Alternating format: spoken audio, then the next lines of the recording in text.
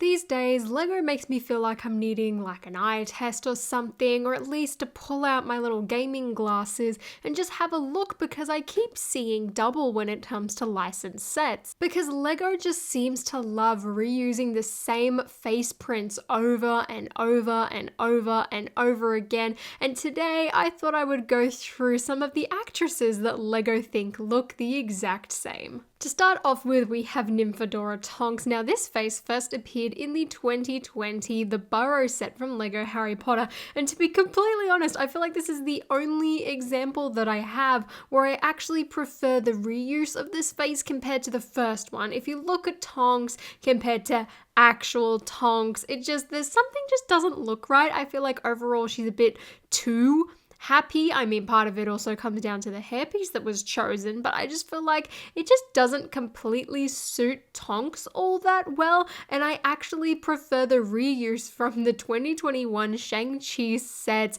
on I'm not even going to attempt to pronounce that, but here I actually think it looks a lot better and more accurate. Now, the glaring sort of, I want to say, issue or difference is that Lego doesn't actually know what they're doing in terms of Asian skin tones. We've kind of got things going all over the place here, and yeah, you know, these two actresses don't really look too alike. I mean, actually, looking at their facial structure, they do have very, very similar facial features. I kind of just realized that. I mean, I guess besides Lego's just blatant inconsistency with skin tones, the facial features are actually very, very similar. So I guess this one's actually like pretty well done. I guess I would have preferred a different face for Tonks in the end, because I just don't think it completely suits her character, but never mind. Next up is one of my favorite ones to complain about, and that is the reuse of the Helga Hufflepuff face. Now, this one first appeared in the micro-scale Hogwarts castle and was exclusive, and considering the price tag of that set,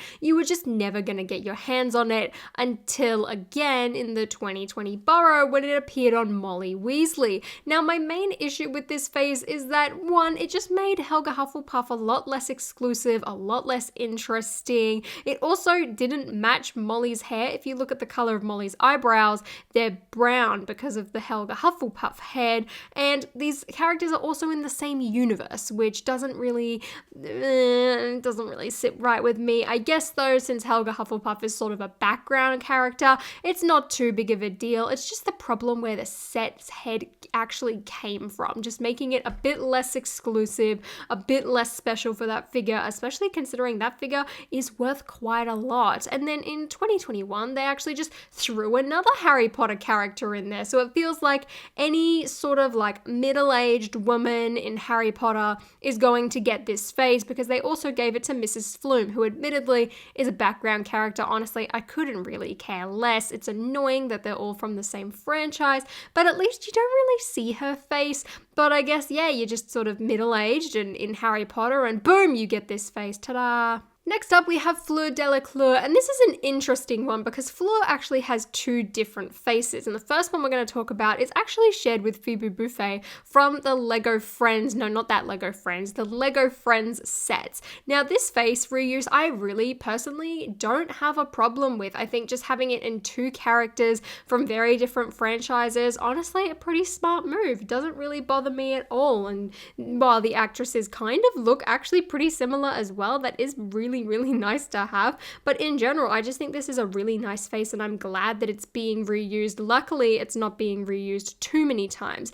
But the issue I kind of have is when you then flip over to Fleur's other face, which is actually reused on two other different figures, and all of these actresses definitely do not look the same at all. And again, you have two from the same franchise with Fleur Delacour and sort of Hannah Abbott. But just like Mrs. Flume, she sort of just sits in the background again and it doesn't really do much. But the big problem with these actresses in particular, I feel like, is the big age difference here. Which, I mean, I'll give it to Laura Dern. Admittedly, she wasn't that old filming Jurassic Park when she played Ellie. Next up is one of the faces with, I feel like, quite a lot of problems, and that is the Mantis this face. Now, this first popped up, of course, on the Guardians of the Galaxy character, and just straight up, I don't think that this head really suits the character. I think the fact that we've got white pupils instantly just no. Like, Mantis has giant beetle-like eyes. They are black, they are massive, and this face just really does not capture that at all. Admittedly, you sort of get the angrier face, but again, I feel like Mantis was never really aggressive enough to sort of justify a face like that. I did like the lips for her and the cheekbones, but then they decided to reuse this face for Poison Ivy, which is a cartoon character, so I'll give it that, and it sort of kind of worked, but I feel like it's not menacing enough to be on a villain. And then, you know, thinking about how it wasn't menacing enough to be on a villain, we then reused it on Bellatrix Lestrange in the Burrow in 2020. That set really had a lot of reused faces, just not great. And using it on Bellatrix is where I feel like I have the most amount of issues, because it just does not suit Bellatrix, I feel like, that much at all. It's not evil enough. It's not cunning enough. It's not malicious or rude or evil. She just looks very plain, and then combine that with her plain skirt printing, and overall that figure was just really disappointing, at least in my eyes. One reuse though that I do actually quite like and don't mind that much, it was on Madame Rosemerta this year with the 2021 Hogsmeade set, which, just like Mrs. Flume, she's sort of a background character. I mean, admittedly, she's a lot more sort of recognized because she's actually named in the film, but I think this one works really well, and I think it suits her face shape very well. But when you put these three actors and this drawing of Poison Ivy side by side, yeah, they really don't look the same at all. I feel like these characters are wildly different, and they all have wildly different personalities as well. Like, Bellatrix is a murderous lunatic, and then Mantis is sort of just like a sweet sidekick. So yeah, not a huge fan of that one. Next up is another Lego inconsistency with skin tones issue, and this time it is brought to you by the Tina Goldstein face. Now, Tina first appeared in 2018 in the Fantastic Beasts sets, and then this face was reused on Monica again for the Lego Friends set, which I personally feel like, while these actresses don't look very similar, I mean, I guess they're kind of similar, I think it suited both of their characters in terms of just personality and style. I think it really worked here as well, with the eyebrow colors matching a lot better, which I really appreciated. It's just the little details like that.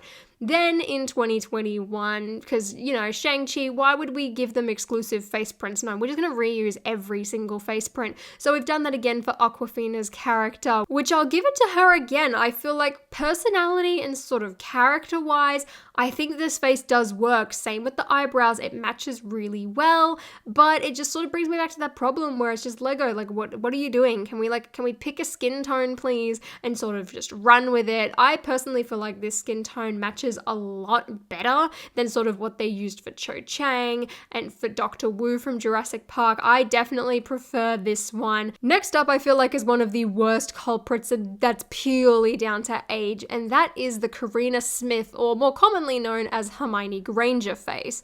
Now, this face first appeared in, again, the D2C exclusive Silent Mary set from Pirates of the Caribbean, and then was reused on Hermione Granger a few years later, which, just like sort of the Helga Hufflepuff face, we're ruining the exclusivity of that face. But I also think it works really well for Hermione and just Emma Watson in general, so I don't hate it too much. And while at least the first version of Hermione that it came out with was supposed to be 13 in the films, and there was quite a reasonable age gap, I wouldn't say it's like that massive. It was reasonably noticeable, but I feel like these actresses do look pretty similar, so it wasn't too frustrating until this face was then used on Pepper Potts from Avengers Endgame. Now, to me personally, I feel like Gwyneth Paltrow should have just had a brand new face. I feel like this face just makes her look too young. I don't like the facial expression overall for Gwyneth Paltrow. I feel like she needs a bit more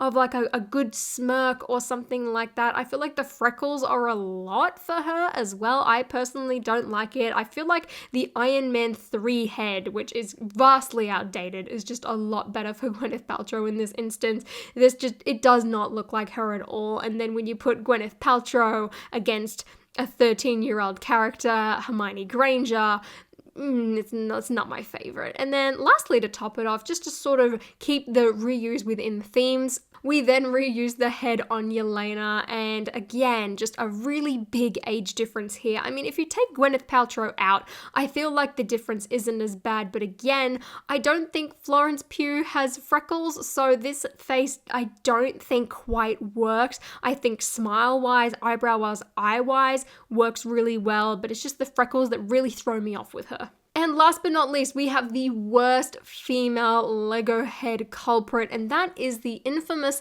Black Widow face. I feel like she's the one that it's most known for, even though it appeared on some other figures first. Now, this face has been reused on a total of 6 different licensed characters. Now, yikes, we have a lot of sort of age gap issues here as well. So this face has been used on Padme from The Phantom Menace, Black Widow, Jyn Erso, Mira from Aquaman, Rachel from Friends, and Vicky Vale as well from the exclusive Batmobile, which again, that just really devalues her. But the funny thing about looking at these figures is that 3 of them have the exact same hairstyle, 2 of them have the exact same hair. So if you sort of look at it, I guess you could even say that Scarlett Johansson will now be playing Mira in Aquaman. But like I said early on, I feel like the big issue here is it being used for Padme. Like, I get it, but at the same time, when we're throwing it up against all of these other actresses who are considerably older than Natalie Portman was when filming The Phantom Menace, it doesn't line up at all. I feel like just any younger looking face for Natalie Portman, just give her her own unique one. But overall, I really feel like out of these actresses, these are the ones who look the least like each other overall. I think some of the other ones you can give a pass because of facial features, but these just age difference, facial feature wise, I think these are wildly too different. So there are just some of the culprits of Lego being a bit lazy and trying to sort of save a bit of money by making us think that all of these actresses are exactly the same, or at least look relatively familiar. An honorable mention as well to Ginny Weasley, who apparently looks the same as Bryce Dallas Howard in Jurassic World. Now, admittedly as well, I don't think as many of these are quite as bad as all of the actors' faces that get reused. I think there's definitely a few more similarities here, at least sort of from an age perspective, even from a facial feature perspective. I mean, besides the Black Widow head in general. And if you guys didn't see the video that I made on all of the actors that Lego thinks look exactly the same, I will leave that linked at the end here. But if you guys enjoyed this video, please give me a thumbs up and consider subscribing to my channel down below. And until next time, I'll see you later.